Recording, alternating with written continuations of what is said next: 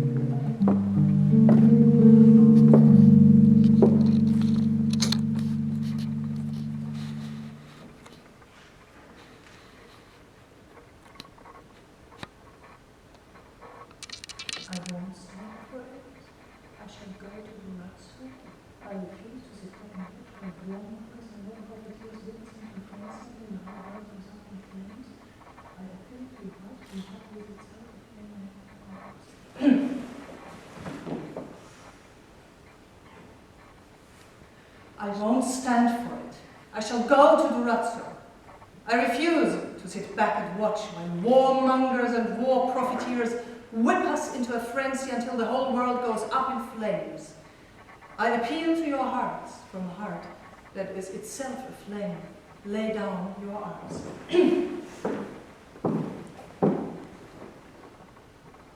I won't stand for it. I shall go to Durazzo. I refuse to sit back and watch while warmongers and war profiteers whip us into a frenzy until the whole world goes up in flames. I appeal to your hearts from a heart that is itself a flame. Lay down your arms. All of us, regardless of our nationality or social class, have the right to a decent life, the right to take pleasure in living. War flies in the face of nature. It's odd, isn't it? Medical congresses are attended by doctors who decide on medical treatments. Women's conferences are attended by women who stand up for women's rights, yet peace conferences are attended by high-ranking military experts who pontificate on the inevitability of war. Europe is a witch's cauldron seething with tension. With every hour that passes, we slip closer to the abyss. Victories, defeats, chaos in the Balkans. Women and children are doused with petrol and set alight. People driven into flames with bayonets. The church itself set alight. It's a disgrace. I'm ashamed to live in such times. And does a storm of outrage surge around the world? No. C'est la guerre. What is our reaction? An ultimatum. Preemptive war. Saber rattling. We triggered the first brouhaha down there. Why did our Kaiser have to? And to think that I was infatuated with that jingoist. The great thing about the current military situation is that one learns an awful lot of geography. Who could have said a year ago whether Durazzo was the name of a tenor or a mountain? Now every child in Austria knows that it is a port in the Adriatic, which cannot possibly be permitted to remain in Serbian hands, even if it takes a world war. Cannot be permitted. I can't abide this phrase. It's as vile as inevitable, or it has always been this way. I have not always been this way. Milady, your little daughter is especially special. Is she? Bertha reads all the time. I think she lives two lives. Her own and the life of any character in the novels she reads. But as her mother, you should know that the books she is reading are not the kind children normally read. In my own eyes, I was a child prodigy. I'm going to be a great lady and capture all the men's hearts. The Kaiser chose someone else. Battle of Solferino. 30,000 men wounded or killed. Prussia defeats us at Königgrätz. Prussia attacks France. At the same time, you look enchanting today. Countess Kinsky is eager for conquest in the ballroom. Bertha Sophia Felicitas, Gräfin Kinsky von Prinz und Theta. The posthumous but legitimate daughter of Count Kinsky. Kinsky must have been mad. The mother of Fräulein von Körner. In a mésalliance, it's always the children who suffer. Such an unsuitable choice of godparents, her little brother and chambermaid. They say she's sneaking proud and taking little Bertha to Brünn. I love Mama. I love my guardian. Mama loves my guardian. My guardian loves Mama. Society only loves suitable matches. Mama is unsuitable. My guardian won't marry her. For true happiness, I lack exactly 60 nobly born ancestors. True. Always to be true to oneself and to the truth. Never to abandon one's principles for expedience. Mama! I've decided to accept his proposal. I refuse ever to be so humiliated again. No one would talk to you. No one would talk to me. And I had been so looking forward to my coming out.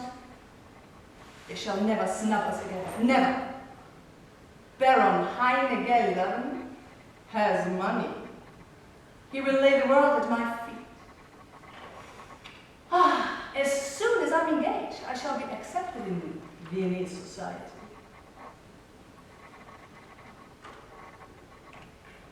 Mama? Why have you left me on my own?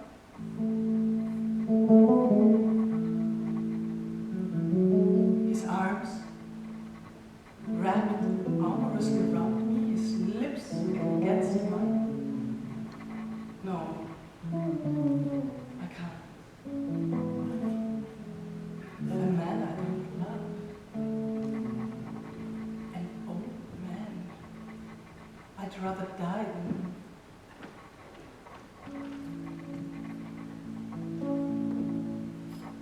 sit there. Count your fingers. What can you do? Old girl, you're through. Sit there. Count your little fingers. Unhappy little girl blue.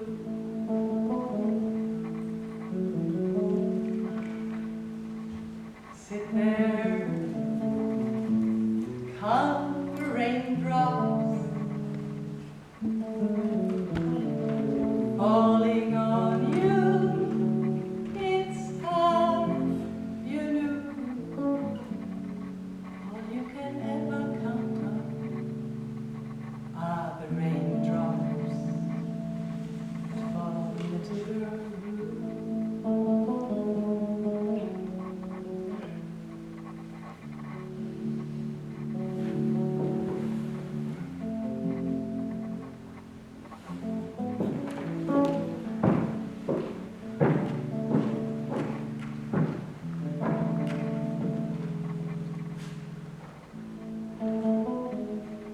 Forgive the imposition, but this is an unusual circumstance. As her neighbor, I've often had the privilege of hearing the Countess sing. She has a voice that's only heard once in 100 years. I think she can sing her way to fame and fortune if she so desires. Ja, Bertha! That's what he says. And he's the conductor of the Royal Court Orchestra. You must believe him. The same was said of me when I was young. My marriage put an end to my career, but this time, my child, whatever it costs, you shall be great and famous.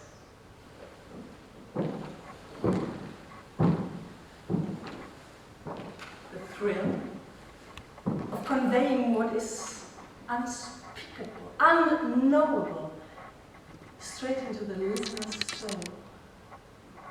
The rapture of giving, the ecstasy of performing. These auditions are killing me. My throat. How shall I ever get through a performance?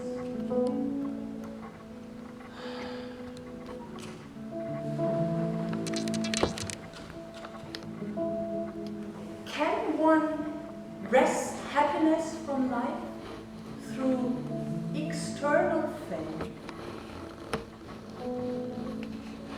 Summer seasons in Bad Homburg, Baden-Baden, Wiesbaden.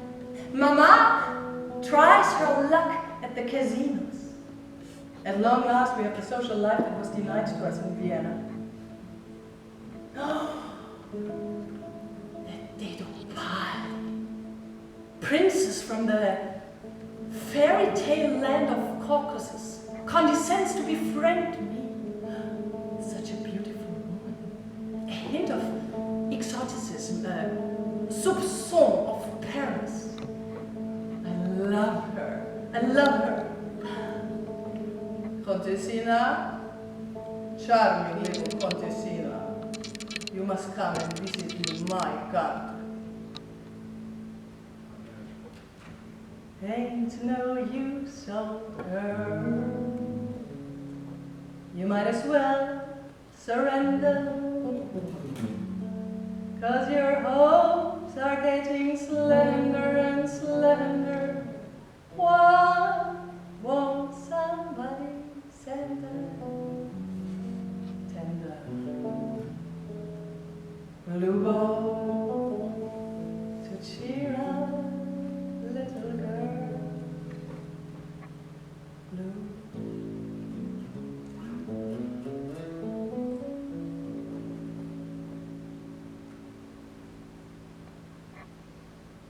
Adolf!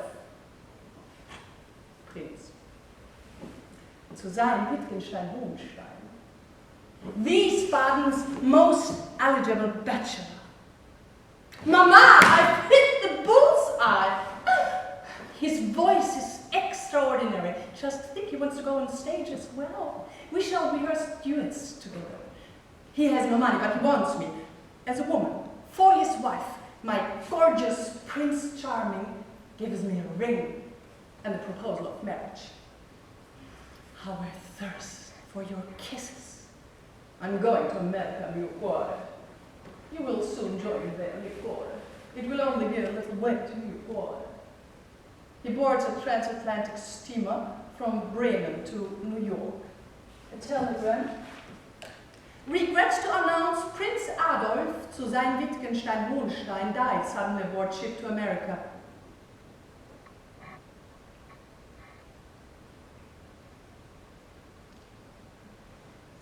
Die? Did you really think we could get away with singing of true love and dying in each other's arms? What can you do? Old girl, you're through. Oh no, enough of singing, c'est fini. I'm 30. Far too old to start a serious musical career. I have to go out into the world. Life has to be earned. I want to be of use, otherwise, what's the use of my three languages and my musical training? I shall become a governess in the house of Baron Suttner, his 4 grown-up daughters. They love me. Bless the day that brought you to that house.